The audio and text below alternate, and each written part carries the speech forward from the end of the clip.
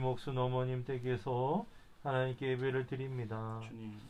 우리 3년째 우리 어머니 하나님께서 건강으로 지켜주심을 감사하옵고, 하나님 정신이 더 희미해져 가지만 하나님 믿는 믿음 안에 더욱 강건해지게 하시고, 하나님 아버지 예배 드릴 때 주님께서 이 좁은 방을 불쌍히 여기사 하나님 이곳에 살아가는 많은 분들이 비록 돈은 없지만 예수 그리스도를 가지는 하나님 귀한 선물을 얻는 영광을 누리게 주님 도와주옵소서. 하나님 오늘 예배 드릴 때 모든 병마들은 주 예수 그리스도 이름으로 떠나가고 하나님 아버지 안에서 온전한 자유함이 가득 찾아오게 하여 주옵소서. 우리 주 예수 그리스도 이름으로 기도합나이다. 아멘. 네, 오늘은 어머니도 안 좋고 또 요즘 시세가 하도 그래서 좀 간략하게 말씀을 한번 보도록 할게요. 마태복음 4장 1절에서 4절까지만 제가 봉독할게요. 마태복음 4장 1절에서 4절까지만 봉독할 테니까 잘 들어보시면 돼요. 그때 예수께서 성령에게 이끌리어 마귀에게 시험을 받으러 광야로 가사 40일을 밤낮으로 금식한 후에 줄이신지라. 시험하는 자가 예수께 나와 이르되 내가 만일 하나님의 아들이거든 명하여 이 돌들로 떡덩이가 되게 하라. 예수께서 대답하여 이르되 기록되었으되 사람이 떡으로만 살 것이 아니요 하나님의 입으로부터 나오는 모든 말씀으로 살 것이니라 하였느니라 하시니. 아멘. 계속적으로 5절, 6절, 7절까지 쭉 밑에까지 그 예수님이 이제 시험 받는 것에 대해서 이제 나오는데요. 그 시험 받는 것 중에 이제 첫 번째 이 시험에 대해서만 간략하게 좀 말씀을 전하려고 하겠습니다.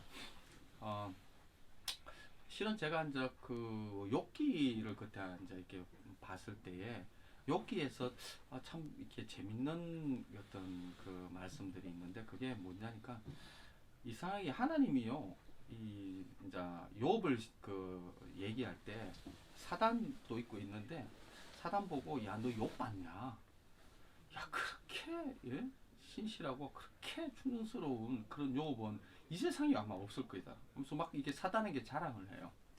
자신만만하게. 사실 사단이 어떤 놈인지를 하나님도 아실 거 아니에요. 그 놈이 아주 무지막지한 놈이에요. 그 놈한테 걸려가지고 똑바로 살아남은 놈들이 사람들이 없어요. 그 놈은 시험하는 자이고 반드시 그냥 그 최초 인류 아담과 하와부터 시작해가지고 모든 인류의 중요한 사람들을 다 넘어뜨리는, 그냥 넘어뜨리는데 뭐 대가인 놈이죠. 이놈 앞에서 하나님께서요 욥에 대해서 막 극찬을 하는 거예요. 오, 이렇게까지 극찬하실 수가 있나? 그거 너무 자신만만한, 사단 앞에서도. 그래서 이걸 보면서 야, 이게 하나님이 인간을 알 텐데, 인간이 어떤 존재라는 것도 알고 이 마귀가 어떤 존재라는 것도 알 텐데 어떻게 이렇게 자신만만할 수 있을까? 조금 이렇게 의문스러운 그런 면들이 있고, 그 다음에 또 의문스러운 게 또 하나 있는 게 뭐냐니까 예수님께서 제자 12명을 이렇게 키우시잖아요. 그러고 난 다음에 십자가 앞에서요 그 12이 다 도망갔어요. 한 분도 제자들한테 이게 하늘에서 내가 큰일 날 뻔했어요. 한 분도 예수님 십자가에서 같이 뭐 이렇게 고난을 당했다고 뭐 큰 소리 치고 했지만은 다 도망가 버리고 다 피해 버리고 다 실족해 버렸거든요. 그런데도 불구하고 예수님은 그 제자들만 이렇게 동그랗게 남겨 두시고 가버리잖아요, 하늘로. 이상히 주님 또 자신만만하세요. 영 이게 믿지 못한, 이게 믿을 게 하나도 없는 제자들인데도 불구하고 그 어떻게 주님이 그 제자들만 이렇게 덜렁 남겨두고 어떻게 무슨 마음으로 이렇게 올라가 버리셨냐는 거예요. 그러면서 또 거창하게 말씀하셨잖아요. 너희는 가서 모든 족속으로 제자를 삼아 아버지 아들과 성령의 이름을 세례를 주고 내가 네게 분부한 모든 것을 가르쳐 지켜야 세상 끝날까지는. 그것도 이 예루살렘이나 이 유대 땅만 맡긴 게 아니고 모든 족속들을 그 제자들한테 또 이렇게 맡기고 그냥 자신만만하게 올라가 버리셨어요. 어떻게 감당하라고? 이게 믿지 못하잖아요. 우리가 그 복음서를 봐도 제자들이 어떻게 행동했는지 막 눈에 다 아는데도 불구하고 어떻게 이렇게 자신만만할 수 있을까? 아, 그것도 참 그렇죠. 우리가 다 아는 내용이지만은 그 당시 그 모습만 봤을 때는 이게 참 의문이 갈 수밖에 없는. 우리 존재라는 게 믿어온 분 있어요? 근데 나는 정말 믿어워. 내 자신을 바라볼 때. 뭐 그런 분. 선왕 형제. 나도 확신 못해. 우리가 믿지 못해요. 우리가 믿어올 수도 없어요. 그런데 하나님은요, 우리가 너무 믿어온가 봐요. 자, 요 좀 정리하겠습니다. 우리는 행패는 없는데 왜 주님은 우리를 대단하게 보시냐는 거예요. 예? 누구보다도 우리가 우리 자신을 알잖아요. 예? 똑바로 못 살 것 알고 또 제자들이 똑바로 못 살았잖아요. 그런데 어떻게 요업을 볼 때도 그랬고 제자들을 볼 때도 주님은 우리가 다 하실 수 있다고 이렇게 생각하시는 거예요. 우리가 넉넉하게 너희들은 모든 족속으로 제자를 삼을 만큼이나 그리고 그만한 뭐라 해야 되나요? 이런 그만한 가치도 있고 그만한 능력도 있고 모든 것이 다 있다고 이렇게 바라보시는 거예요. 우리를 보면서. 그러면서 우리는 덜렁 우리만 남겨놓고 가셨잖아요. 제자들만 남겨놓고 가셨잖아요. 아니 어디서 나온 자신감이실까? 어떻게 우리가 뭔데 그 정도로 보시면서 그 자신감을 가지셨는가? 이게 너무 궁금하죠, 그죠? 근데 이제 이 십자가 복음에서 간략하게만 우리가 어디서 구원받았는지를 얘기했죠, 그죠? 우리는 소망 없는 존재라고. 우리는 죄된 존재라.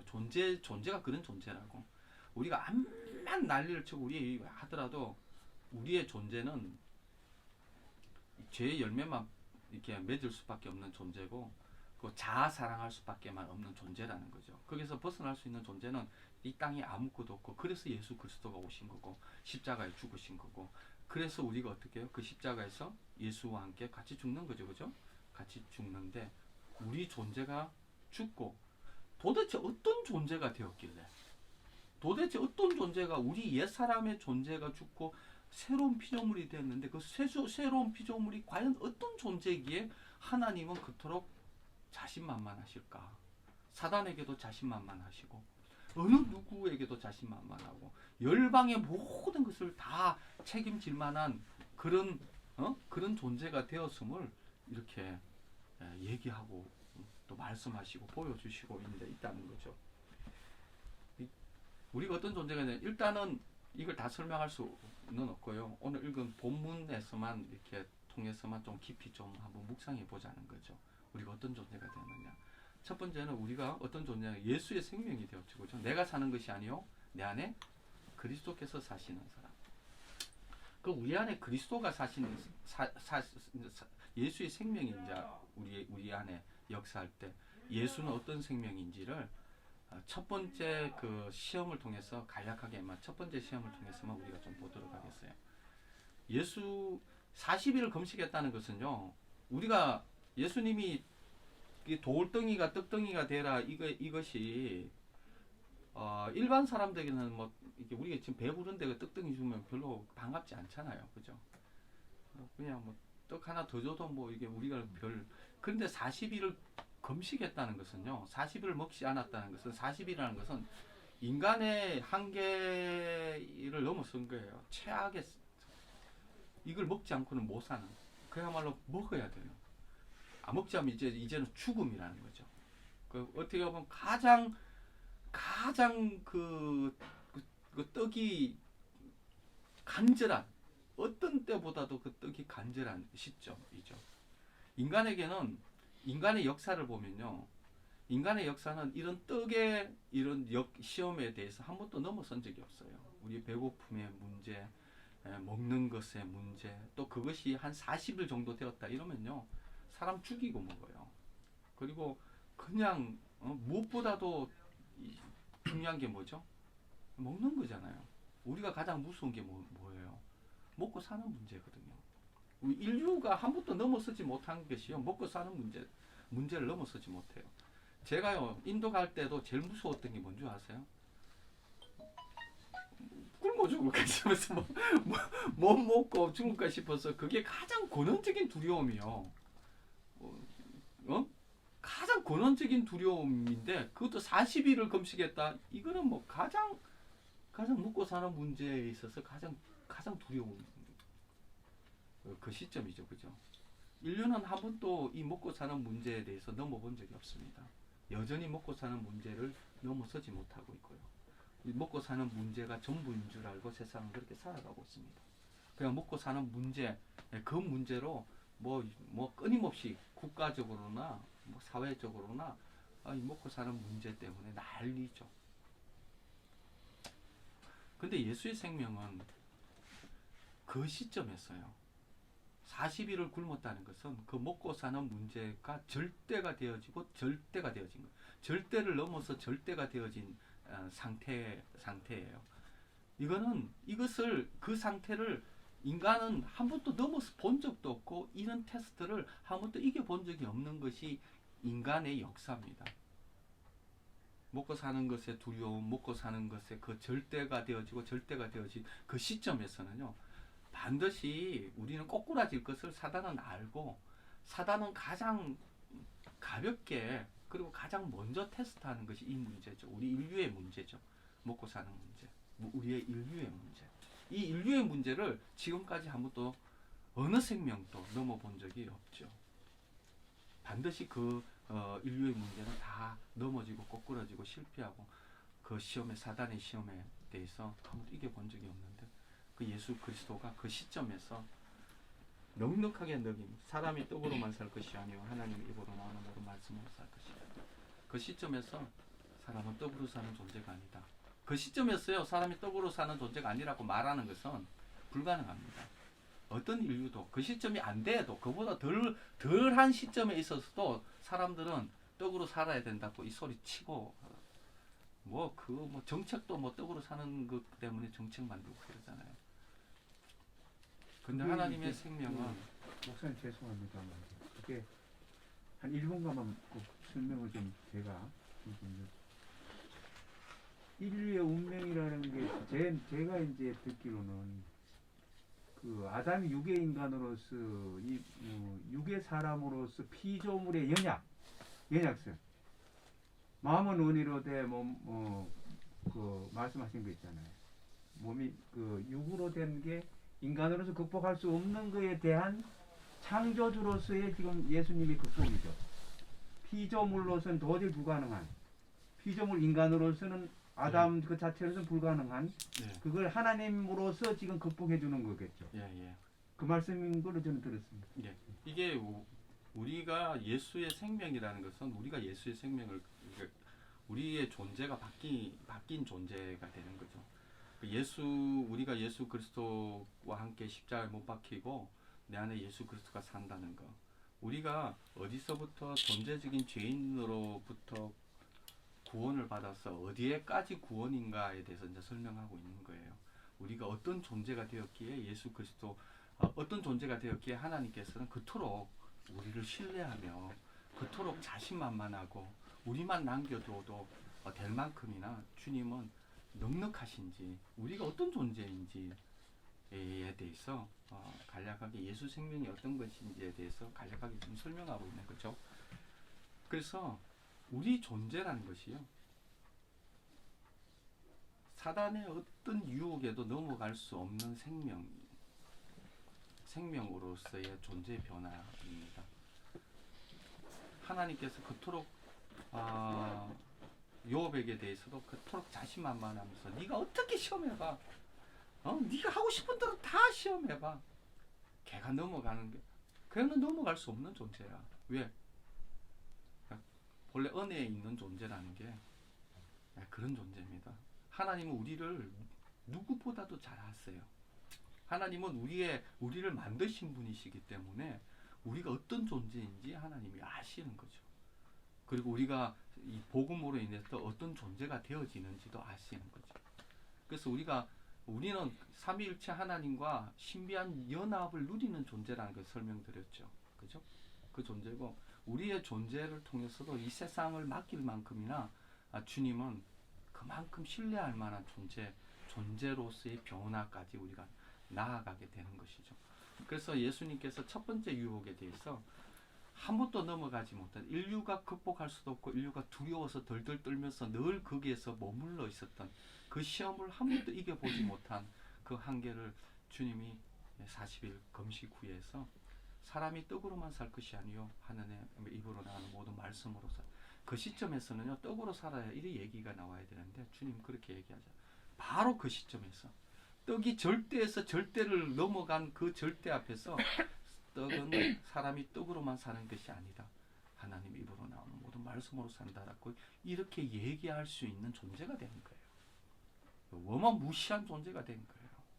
어마무시한 존재가. 그래서 주님은요, 넉넉하게 제자들만 내버려 두고 하늘로 올라가실 수가 있었고, 그 요백에서도 그 은혜 안에 있는 그 요업에 대해서도 사단아 네가 얼마든지 시험해봐. 속으로 야 그게 넘어가는 존재가 아니야. 내가 지은 창조물이야. 내 은혜 안에 있는 존재가 야 니한테 그렇게 넘어갈 존재가 아니라는 만큼이나 주님 위에 우리를 향하신 그 원형, 주님 마음에 있었고 창세 전부터 있었던 우리의 원형의 생명이라는 것은요, 예수 그리스도가 자기의 생명의 값으로 살 만큼이나 그만큼이나 가치 있고 대단한 생명이기 때문에 예수 그리스도의 핏값을 그 대가를 치룰 만큼이나 또 그것을 기뻐하셨어요. 우리를 사실 때에 우리의 생명을 구원하시고 우리를 본인의 하나님의 자녀로 일으키실 때에 주님은 십자가를 개의치 않으셨어요. 왜? 우리의 존재가 어떤 존재인지를 주님이 아셨고 우리가 어디까지 구원받는 존재라는 것을 아셨기 때문이죠. 그런 존재입니다. 간략하게 오늘은 그냥 이 원형에 대해서만 간략하게 이렇게 말씀을 드리는데요.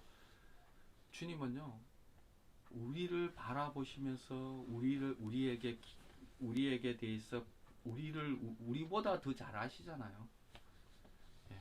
사람으로는 할 수 없지만 하나님으로는 다 아십니다. 우리가 살아가면 우리의 의지와 노력과 우리의 책임감으로 살아면 우리 못 삽니다. 우리는 그렇게 할 수 없고 왜?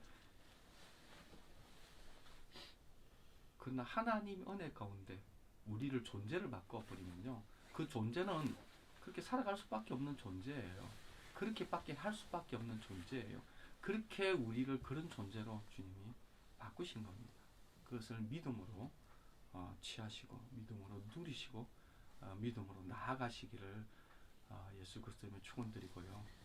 그리고 그것을 우리가 어떤 존재가 되었는지 알아야 돼요. 우리가 어느 정도 어느 수준에까지 주님께서 그 존재를 바꾸셨는지를 우리가 알아야 됩니다. 그리고 우리가 얼마나 그 대단한 존재인지 어떻게 살아야 되는 존재인지를 예수 그리스도의 생명을 통해서 하나씩 예수님께서 사신 그 삶과 그 생명과 그 삶의 태도는 우리의 태도예요. 왜냐하면 내가 죽고 예수가 사니까 우리의 태도예요. 그 태도가 어떤 태도인지 어느 정도까지 이르는 존재인지를 간략하게 마태복음 그 예수님의 시험을 통해서 우리는 알 수 있는 것이죠. 그래서요, 대단한 분들이에요. 우리가 대단한 것이 아니라 주님께서 그 예수 그리스도의 십자가의 복음을 통해서 우리의 존재를 바꾸신 그 존재는 어마무시한 존재라는 거 여러분들 꼭 기억하시고 그것을 알고 누리도록 기도하셔야 될 것입니다. 우리가 살아라 안 해요. 못 살아요. 존재가 그렇게 돼야 우리가 자동적으로 사라지는 것이고 그것은 믿음으로 누릴 수 있는 것이죠. 믿음으로 누리시기를 예수 그리스도로 축원드립니다. 기도하겠습니다. 아버지, 기도하고 축도는 우리 소 목사님 축도해 주시면 되겠습니다. 하나님 아버지 감사합니다. 주님, 우리의 존재가 어떤 존재인지를 보게 하셔서 감사합니다. 거룩하고 정결한 신부와 같이 정말 하나님의 백성다운 놀랍고 거룩하고 아름다운 존재인 것, 주님 예수 그리스도의 그 삶의 태도를 통해서 주님 우리를 보게 되어지는데 그것이 또한 우리의 삶의 태도인 것 주님 감사합니다. 주님 사람으로는 할 수 없지만은 하나님으로는 다 하실 수 있다 하셨사오니 주님 진리가 결론이겠습니다. 믿음으로 주님 우리가 죽고 주님이 사시는 이 삶, 그리고 그 어마어마한 고결하고 거룩하고 성결하고 아름다운 그 생명이요 우리에게 더욱더 실제되게 하여 주시고 더욱더 누리는 삶으로 나아가게 하여 주십시오. 감사하며 예수님 이름 기도드립니다. 아멘. 축도해 주시면 되겠습니다. 지금은 우리 주 예수 그리스도의 은혜와 하나님 아버지의 사랑과 성령님의 교통하심이 하나님께 고개 숙이고 또한 거리에 있는 분들과 좋은 방에 사는 분들에게 나아가 하나님의 마음을 전하기 원하는 브레이프의 모든 사역자, 거리에 계신 분, 좋은 방에 계신 분 위에 이제부터 영원토록 함께 하시기를 간절히 축원하옵나이다. 아멘. 주님이 하셨습니다.